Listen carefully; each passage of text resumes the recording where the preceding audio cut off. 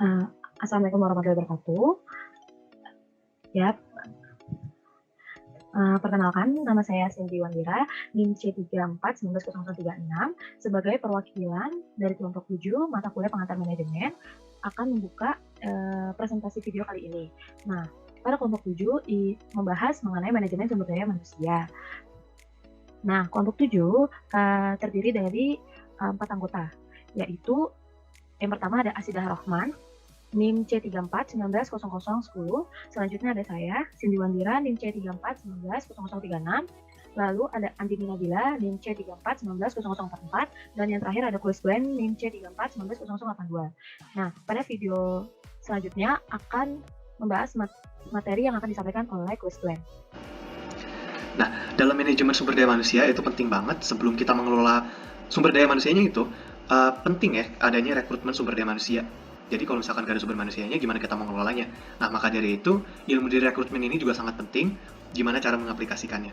Nah, pada kesempatan kali ini kami memilih salah satu PT, yaitu PT Pasifik Jaya Persada, yang dimana PT ini itu perusahaan keluarga yang bergerak di alat pertukangan, dan sekarang itu dia lagi ada kasus, yaitu dia ingin melebarkan sayapnya ke daerah-daerah lainnya selain di daerah Surabaya, Kalimantan, Manado, Gorontalo, dan Palu. Nah, untuk mencapai tujuannya ini, dia itu membutuhkan sales-sales baru.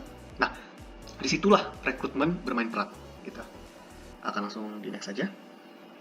Oke.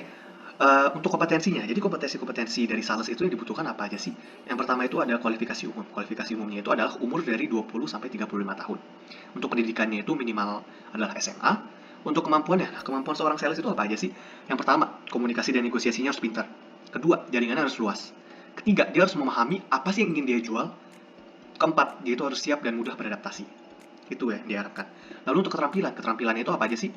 Yang pertama, dia itu harus dapat menginovasi gimana caranya dia memasarkan barang untuk meningkatkan tentunya produktivitas penjualan, dan juga yang kedua, dia harus pintar dalam menginterogasi pelanggan mengenai kepuasannya. Itu ya keterampilannya. Selanjutnya pengalaman. Pengalamannya apa? Pengalamannya itu minimal adalah mengerti alat tukang.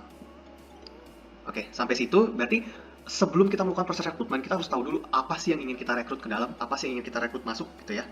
Nah, di sini ini adalah contoh kasus untuk seorang sales. Langsung lanjut aja. Nah, sebelum melakukan rekrutmen, penting banget adanya analisis perencanaan. Kenapa? Karena dengan adanya analisis perencanaan, kita jadi tahu nih, ternyata yang kurang di perusahaan kita itu ini, yang kita butuhkan ini, yang kita tidak butuhkan itu adalah ini. Nah, untuk kasus di PT Pasifik Jaya Persada ini, dia tuh kan ingin melebarkan sayapnya. Berarti dengan mengetahui itu, dia dapat memprediksi dan menyesuaikan bahwa kita butuh sales. Baru disimpulkan, kita butuh sales dengan kualifikasi demikian. Gitu. Nah, di sini hasil perencanaan langsung aja. Jadi hasil perencanaannya itu apa? Sesuai dengan kondisi dan kebutuhan dari perusahaannya, yaitu dia butuh untuk melebarkan sayapnya keluar pulau, maka dia butuh sales yang memang berpengalaman untuk terbang-terbang keluar pulau. Istilahnya sales yang identik dengan wilayah-wilayah luar, di luar wilayah dari yang sudah dikuasai oleh PT Pasifik Jaya Persada ini. Itu yang dibutuhkan untuk rekrutmennya. Nah, untuk metode rekrutmen dari PT Jaya Persada itu gimana? Dia itu menggunakan metode referensi. Nah, metode referensi ini itu ada baik dan kurang baiknya. Yang pertama baiknya kenapa? Referensi itu kan berarti dari pegawai aktif yang ada di sana, dia merekomendasikan keluarganya atau enggak temannya.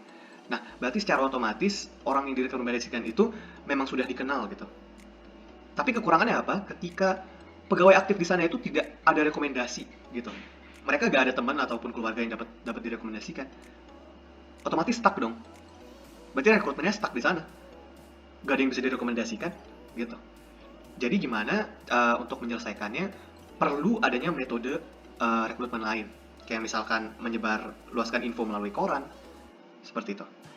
Itu untuk contoh metode rekrutmen atau di awal tadi rekrutmen dari PT Pasifik Jaya Persada ini. Lalu akan dilanjutkan oleh teman saya Asida.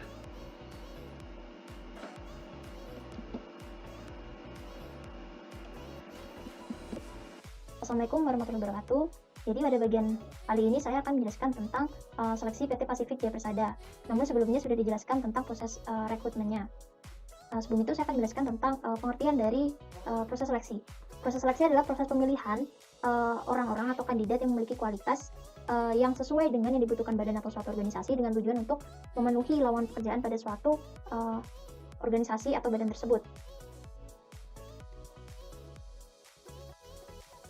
Selanjutnya yaitu proses seleksi di PT Pasifik Jaya Persada. Jadi proses seleksi ini merupakan tahap akhir dari proses rekrutmen.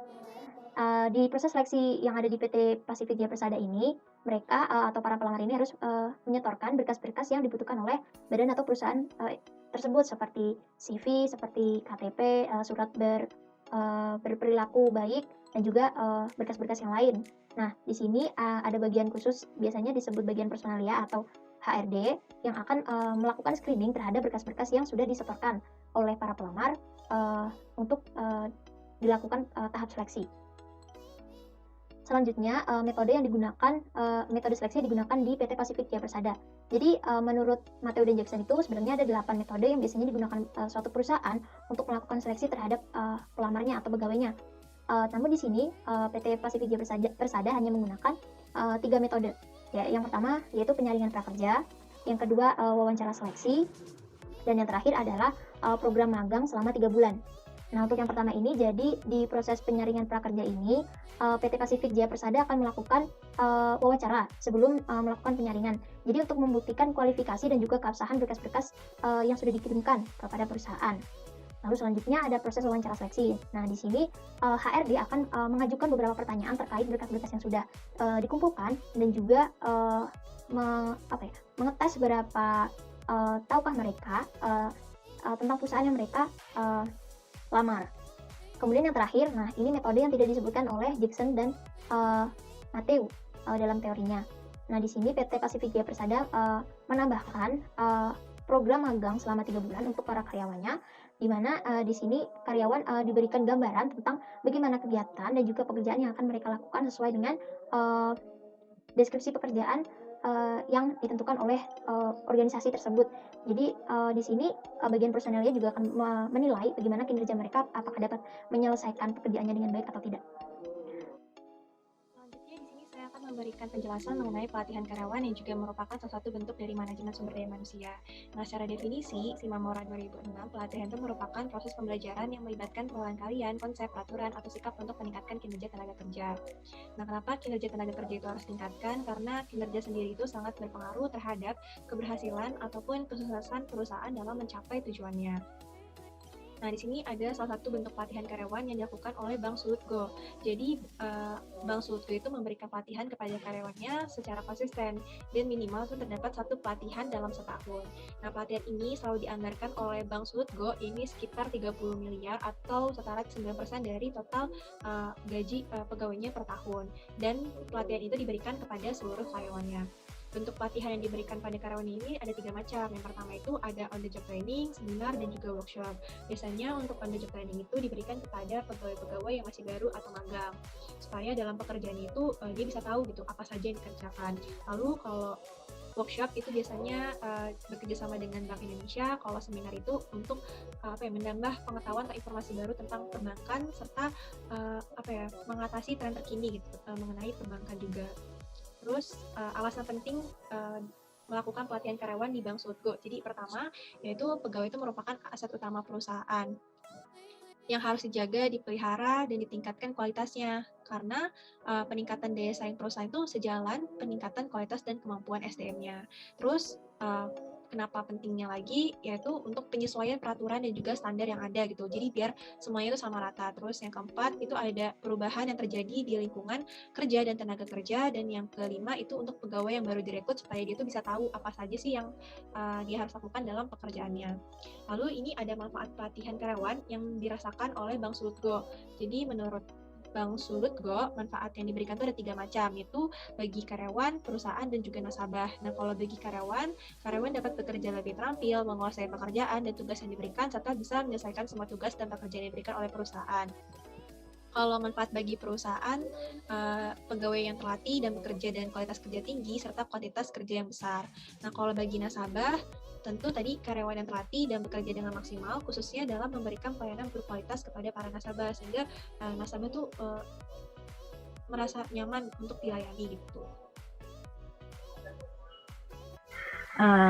Selanjutnya, saya Cindy Wandira NIM C336 akan membahas mengenai pengembangan karir pada Bank Sulutgo.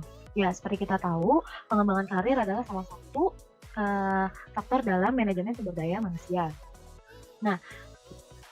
Pengembangan karir pada Bank Sulit itu bertujuan dalam memperbaiki dan meningkatkan efektivitas dalam melaksanakan pekerjaan. Selanjutnya, memberikan kontribusi yang terbaik dalam mewujudkan tujuan uh, atau bisa visi dan misi.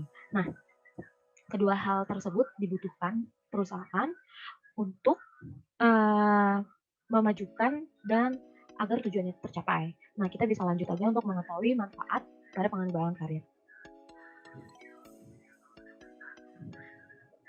Nah, manfaat pengembangan karir ini dibagi menjadi 3 bagian, yaitu karyawan, perusahaan, dan nasabah. Nah, manfaat pengembangan karir pada karyawan itu, sebelumnya kita udah jelaskan, itu meningkatkan kualitas sumber daya manusianya.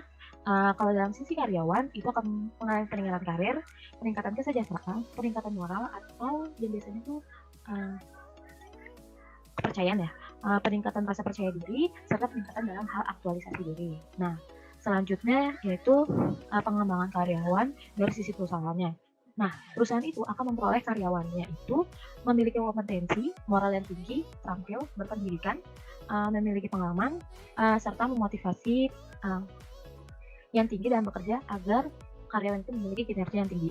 Oke, selanjutnya yang terakhir itu manfaat dari perspektif nasabahnya. Nah, para nasabah itu akan dilayani secara berkualitas, santun, tanggap, terpercaya, handal, sopan dan ramah pada karyawan. Nah, hal ini akan membuat nasabah itu puas dan loyal kepada pelayanan karyawan Bank Sulit Group.